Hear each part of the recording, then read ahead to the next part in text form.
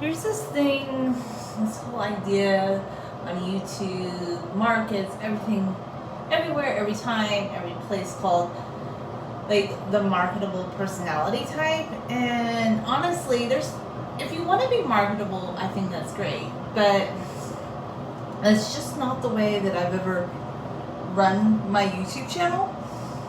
And I don't know. Some people probably won't get this, but I kind of like that. I like not vibing or not trying to aspire to be like a big time YouTuber. And I came to that realization because the way I approach hair and life is the same way.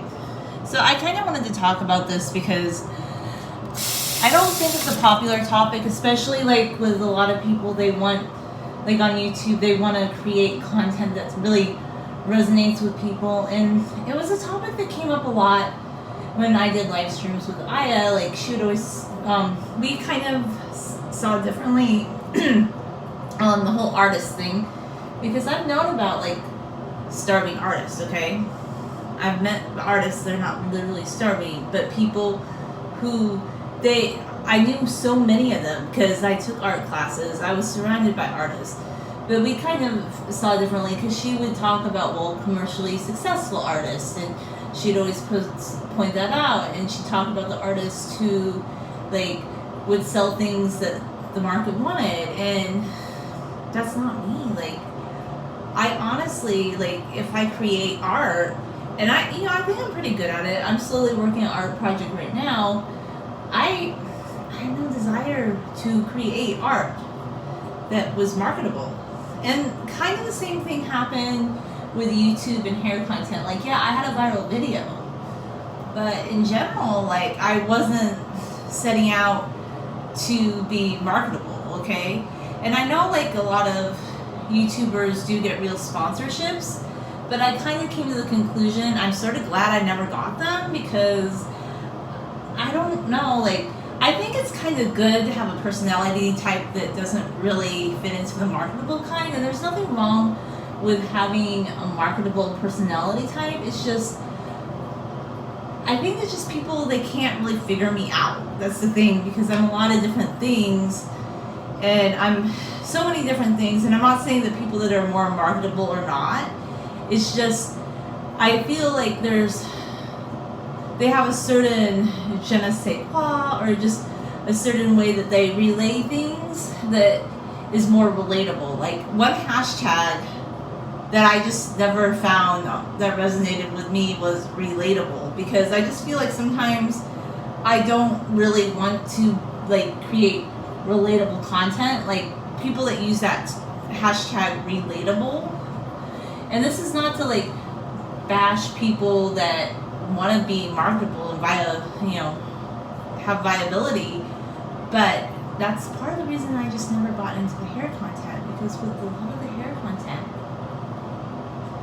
like, where people had sponsorships for really big, and I'm not talking about smaller brands, but I'm talking about, like, right now, I don't know, it's probably not popular to talk about, but there's a lot of up and coming, like, influencers, and they're going to, like, Sephora, and they're buying $300 worth of shampoo. And then there's girls that are like 18, 19, 20, and they're commenting saying, oh my gosh, I can barely afford ramen, which, by the way, if you go to the store and you look at the price of groceries right now, it's off the roof crazy. Like, it's getting worse every day. Like, so that's great if you can afford to buy those really expensive shampoos, but I just never agreed with that, because even right now, like, ones that I've used that in the past when I was beginning my super long hair journey that worked really well for me, like Suave and VO5, they've even gone up to like $1.19 for a bottle of shampoo. And if you have wavy hair, you go through a bottle of conditioner like in a month and a half, and that's just from washing your hair a few times a month. And so I can't like justify like somebody, like, that's just not relatable to me, that somebody goes to Sephora and buys like $300 shampoo. I mean, if you have the money to do that, it's really great, but a lot of these young people and even older people or people with families, they can't afford that. And I've just never believed in that. I always knew that hair care came from being gentle, and that's how my hair grew super long. And when my hair was growing super long, there were times that I was on an extreme budget. Extreme, okay? And as my hair channel kind of grew, I sort of like started buying more products for it, but I don't think that all those products were necessarily the best. Like after years of trying different brushes, I decided that the $4.99 wet brush at Ross, which they raised to $5.99 by the way, is the best. So I never really had a deep desire to be like marketable, relatable, I don't know. And those aren't bad things, but I think I just sort of began to realize like I say things that are more like, I don't know, like I'm just willing to be really honest or like candid or post content that I find beautiful and amazing. And I know some people are like, oh my gosh, like if I post what I want, people won't watch me anymore. I'm not afraid of that anymore. I have lost the fear. Like I don't care. Bring it on, bring it on. Like I made a Disney video last night and I made it the way I want because I believe story time is stream of consciousness. It does not have to look a certain way because a story time is how things began from beginning to end. It doesn't have to have a deep storyline to it. I've never believed that. And I just always had like these creative differences with people, and I just don't. Also too, I've been taking a step back from like the YouTubes for a bit because I was concentrating on trying to make more money with some other side projects because I don't know. I was taking a little bit of a break, and I do like live stream sometimes, but even that I've just been taking a break from it just because I've been trying to work on some other stuff because I don't know, I like doing it, but I needed a break. So there's nothing wrong with making money, but I just began to realize the way that I want to do YouTube, I want it to feel therapeutic and enriching to my soul. I don't want to do a YouTube channel that is marketable, that wouldn't be me at all. And the same with art. Like I came to the realization I'm slowly working on another self-portrait. I don't care if it's not marketable.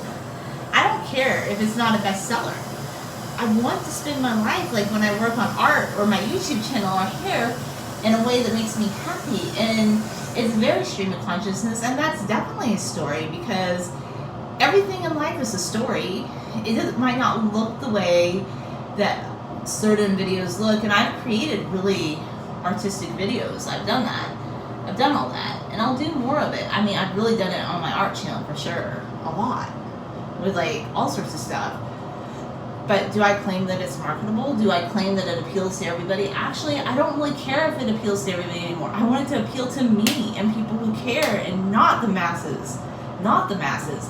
I am not here to be marketable ever. That's my feeling, like, because I feel like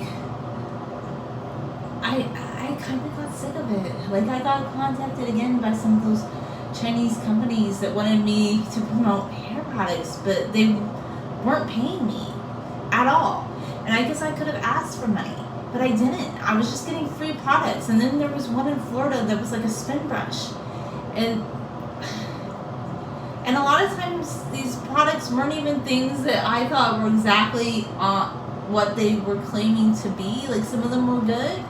Like the hairdryer was really good, but I don't really use hairdryers. Like I was just trying to open myself up to trying more stuff, and I just came to the conclusion that I'm never gonna strive to be marketable. Some people have like I guess they have like mentors. I have never had a mentor. I'm my own mentor. I believe in myself. I create for myself. Like this is my creative path. This is my art. Like if you don't like it, I don't know what to tell you. I think I probably am going to turn a lot of people off by saying that I don't want to be marketable. That's not popular because people want to be relatable. They want to be marketable. They want to. And I'm not saying like, you know, I know that I'm an attractive lady and I know that I have a nice, kind personality and heart, but I'm never going to be a big influencer. That was never why I started YouTube. And I don't have some lofty purpose to become like some superstar. I just want to create my message. And if I did have a large following, but it was at the sacrifice of being myself. And yes, I do see that as the sacrifice of being yourself, of having to have a certain persona. That is a sacrifice, and that's one I'm not willing to do. Who do I admire more? The commercially viable artist or the starving artist? Probably the starving artist, because, I mean, not that every artist I know is starving, but their creation takes precedence over what's popular and marketable. And that is where my cookie lies. Thanks for watching.